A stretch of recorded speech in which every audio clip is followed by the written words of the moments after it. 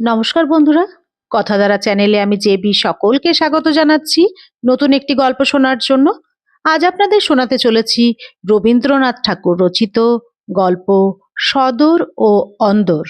গল্পটি যদি আপনাদের ভালো লাগে তাহলে অবশ্যই লাইক, কমেন্ট এবং শেয়ার করবেন। এবং নতুন বন্ধুদের কাছে আমার অনুরোধ, আপনারা অবশ্যই আমার চ্যানেলটিকে সাবস্ক্রাইব করে আমাকে এগিয়ে যেতে সাহায্য করবেন। তাহলে চলুন শুরু করা যাক গল্প সদর ও অন্দর। বিপিন কিশোর ধনী গৃহে জন্মিয়াছিলেন, সেই জন্য ধন যে পরিমাণে ব্যয় করিতে জানিতেন তাহার অর্ধেক পরিমাণেও উপার্জন করিতে শেখেন নাই। সুতরাং যে গৃহে জন্ম সে গৃহে দীর্ঘকাল বাস করা ঘটিল না। সুন্দর সুকুমার মূর্তি তরুণ যুবক, গান বাজনায় সিদ্ধহস্ত, কাজকর্মে নিরতিশয় অপটু, সংসারের পক্ষে সম্পূর্ণ অনাবশ্যক, জীবনযাত্রার পক্ষে জগন্নাথ দেবের রথের মতো অচল। যেরূপ বিপুল আয়োজনে চলিতে পারেন সেরূপ আয়োজন সম্প্রতি বিপিন কিশোরের আয়ত্তাতীত। সৌভাগ্যক্রমে রাজা চিত্তরঞ্জন কোর্ট অব ওয়ার্ডস হইতে বিষয় প্রাপ্ত হইয়া শখে থিয়েটার ফাঁদিবার চেষ্টা করিতেছেন, এবং বিপিন কিশোরের সুন্দর চেহারা ও গান গাহিবার ও গান তৈয়ারি করিবার ক্ষমতায় মুগ্ধ হইয়া তাহাকে সাদরে নিজের অনুচর শ্রেণীতে ভুক্ত করিয়া লইয়াছেন। রাজা বিএ পাস, তাহার কোনো প্রকার উচ্ছৃঙ্খলতা ছিল না। বড় মানুষের ছেলে হইয়াও নিয়মিত সময়ে এমনকি নির্দিষ্ট স্থানেই শয়ন ভোজন করিতেন। বিপিন কিশোরকে হঠাৎ তাহার নেশার মতো লাগিয়া গেল। তাহার গান শুনিতে ও তাহার রচিত গীতিনাট্য আলোচনা করিতে করিতে ভাত ঠান্ডা হইতে থাকে, রাত বাড়িয়া যায়। দেওয়ানজি বলিতে লাগিলেন, তাহার সংযত স্বভাব মনিবের চরিত্র দোষের মধ্যে কেবল ওই বিপিন কিশোরের প্রতি অতিশয় আসক্তি। রানী বসন্ত কুমারী স্বামীকে তর্জন করিয়া বলিলেন, কোথাকার লক্ষ্মী ছাড়া বানর আনিয়া শরীর মাটি করিবার উপক্রম করিয়াছ, ওটাকে দূর করিতে পারিলেই আমার হাড়ে বাতাস লাগে। রাজা যুবতী স্ত্রীর ঈর্ষায় মনে মনে একটু খুশি হইতেন, হাসিতেন, ভাবিতেন মেয়েরা যাহাকে ভালোবাসে কেবল তাহাকেই জানে। জগতে যে আদরের পাত্র অনেক গুণী আছে, স্ত্রীলোকের শাস্ত্রে সে কথা লেখে না।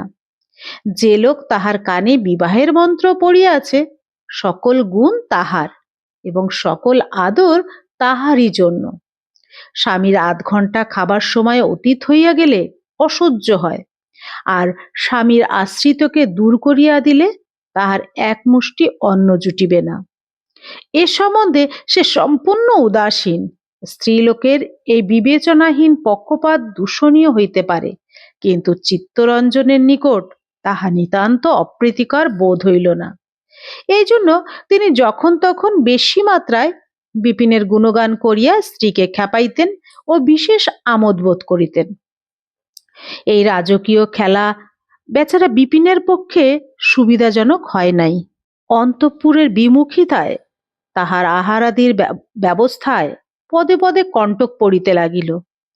ধনী গৃহের ভৃত্য আশ্রিত ভদ্রলোকের প্রতি স্বভাবতই প্রতিকূল। তাহারা রানীর আক্রোশে সাহস পাইয়া ভিতরে ভিতরে বিপিনকে অনেক প্রকার উপেক্ষা দেখাইত।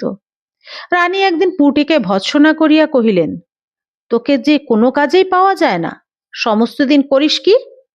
সে কহিল, রাজার আদেশে বিপিনবাবু সেবাতেই তাহার দিন কাটিয়া যায়। রানী কহিলেন, ইস, বিপিনবাবু ভারী নবাব দেখিতেছি।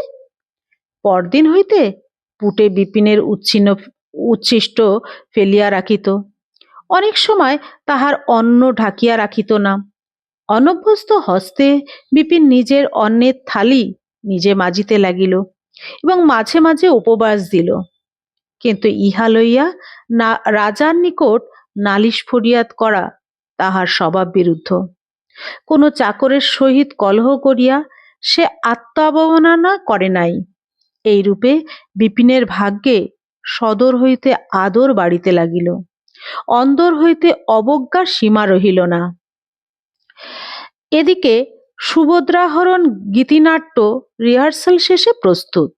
রাজবাটির অঙ্গনে তাহার অভিনয় হইল। রাজা স্বয়ং সাজিলেন কৃষ্ণ, বিপিন সাজিলেন অর্জুন। আহা, অর্জুনের যেমন কণ্ঠ তেমনি রূপ। দর্শকগণ ধন্য ধন্য করিতে লাগিল। রাত্রে রাজা আসিয়া বসন্ত কুমারীকে জিজ্ঞাসা করিলেন, কেমন অভিনয় দেখিলে? রানী কহিলেন, বিপিন তো বেশ অর্জুন সাজিয়াছিল। বড় ঘরের ছেলের মতো তাহার চেহারা বটে, এবং গলার সুরটিও তো দিব্য। রাজা বলিলেন, আর আমার চেহারা বুঝি কিছুই নয়, গলাটাও বুঝি মন্দ? রানী বলিলেন, তোমার কথা আলাদা, বলিয়া পুনরায় বিপিনের অভিনয়ের কথা পাড়িলেন। রাজা ইহা অপেক্ষা অনেক উচ্ছ্বসিত ভাষায় রানীর নিকট বিপিনের গুণগান করিয়াছেন, কিন্তু অদ্য রানীর মুখের এইটুকু মাত্র প্রশংসা শুনিয়া তাহার মনে হইল বিপিনটার ক্ষমতা যে পরিমাণে, অবিবেচক লোকে তদাপেক্ষা তাহাকে ঢের বেশি বাড়াইয়া থাকে। উহার চেহারাই বা কি, আর গলারই বা কি এমন? কিয়ৎকাল পূর্বে তিনিও এই অবিবেচক শ্রেণীর মধ্যে ছিলেন। হঠাৎ কি কারণে তাহার বিবেচনা শক্তি বাড়িয়া উঠিল। পরদিন হইতে বিপিনের আহারাদি সুবন্দোবস্ত হইল। বসন্ত কুমারী রাজাকে কহিলেন, বিপিনকে কাছারি ঘরে আমলাদের সহিত বাসা দেওয়া অন্যায় হইয়াছে। হাজার হোক, একসময় উহার অবস্থা ভালো ছিল। রাজা কেবল সংক্ষেপে উড়াইয়া দিয়া কহিলেন, রানী অনুরোধ করিলেন, খোকার অন্নপ্রাশন উপলক্ষে আর একদিন থিয়েটার দেওয়া হোক। রাজা কথাটা কানেই তুলিলেন না। একদিন ভালো কাপড় কোচানো হয় নাই বলিয়া রাজা পুটে চাকরকে ভৎসনা করাতে সে কহিল, কি করিব, রানীমার আদেশে বিপিনবাবুর বাসন মাজিতে ও সেবা করিতেই সময় কাটিয়া যায়। রাজা রাগিয়া উঠিয়া কহিলেন, ইস, বিপিনবাবু তো ভারী নবাব হইয়াছেন, নিজের বাসন বুঝি নিজে মাজিতে পারেন না? বিপিন পুনর্মুষিক হইয়া পড়িল। রানী রাজাকে ধরিয়া পড়িলেন। সন্ধেবেলায় তাহাদের সঙ্গীত আলোচনার সময় পাশের ঘরে থাকিয়া পর্দার আড়ালে তিনি গান শুনিবেন। বিপিনের গান তাহার ভালো লাগে। রাজা অনতিকাল পরেই পূর্ববৎ অত্যন্ত নিয়মিত সময়ে শয়ন ভোজন আরম্ভ করিলেন। গান বাজনা আর চলে না। রাজা মধ্যাহ্নে জমিদারি কাজ দেখিতেন। একদিন সকাল সকাল অন্তঃপুরে গিয়া দেখিলেন রানী কি একটা পড়িতেছেন। রাজা জিজ্ঞাসা করিলেন, ও কি পড়িতেছ? রানী প্রথমটা একটু অপ্রতিভ হইয়া কহিলেন, বিপিনবাবুর একটা গানের খাতা আনাইয়া দুটো একটা গানের কথা মুখস্থ করিয়া লইতেছি। হঠাৎ তোমার শখ মিটিয়া গিয়া আর তো গান শুনিবার জো নাই।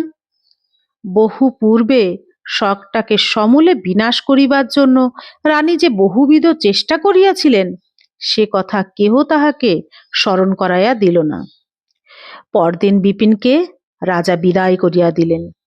কাল হইতে কি করিয়া কোথায় তাহার অন্নমুষ্টি জুটিবে সে সম্বন্ধে কোনো বিবেচনা করিলেন না। দুঃখ কেবল তাহাই নহে, ইতিমধ্যে বিপিন রাজার সহিত অকৃত্রিম অনুরাগে আবদ্ধ হইয়া পড়িয়াছিলেন। বেতনের চেয়ে রাজার প্রণয়টা তাহার কাছে অনেক বেশি দামি হইয়া উঠিয়াছিল। কিন্তু কি অপরাধে যে হঠাৎ রাজার হৃদ্যতা হারাইলেন, অনেক ভাবিয়াও বিপিন তাহা ঠিক করিতে পারিলেন না, এবং দীর্ঘ নিঃশ্বাস ফেলিয়া তাহার পুরাতন তম্বুরাটিতে গেলাপ পরাইয়া বন্ধুহীন বৃহৎ সংসারে বাহির হইয়া পড়িলেন।